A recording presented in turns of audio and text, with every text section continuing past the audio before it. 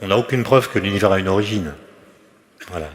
On sait que l'univers, dans son passé, est passé dans des conditions très denses, très chaudes, ce qu'on appelle l'univers primordial.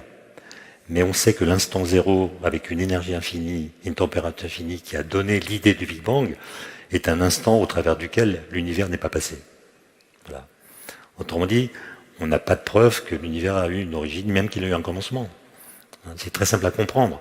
Dans la vie de tous les jours, le mot origine désigne non pas le commencement d'une chose, mais la conclusion d'une histoire. Si je vous demande votre origine, vous allez me parler de votre région de naissance, de vos parents, de vos grands-parents, de votre histoire.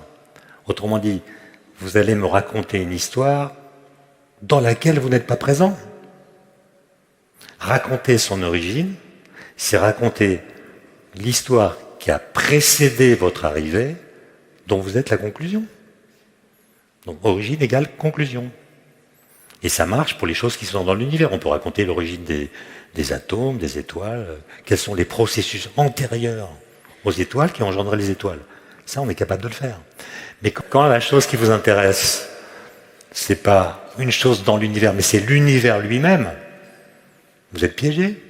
Parce que raconter l'origine de l'univers, c'est raconter une histoire qui a précédé l'univers, dont l'univers est la conclusion. Mais s'il y a une histoire avant l'origine de l'univers, c'est que c'est pas l'origine.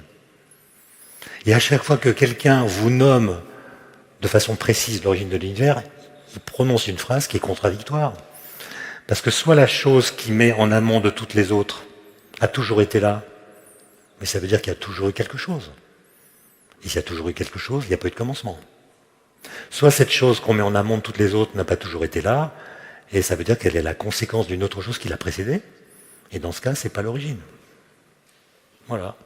Donc dire que l'univers a une origine, c'est dire qu'il a été précédé par du néant. Décrire l'origine de l'univers, c'est décrire comment l'absence absolue de toute chose a pu engendrer une première chose. D'accord ? Et personne ne sait si une telle transition a eu lieu. Donc nous ne savons pas si l'univers a une origine. Par contre, nous savons qu'il était plus chaud et plus dense dans le passé.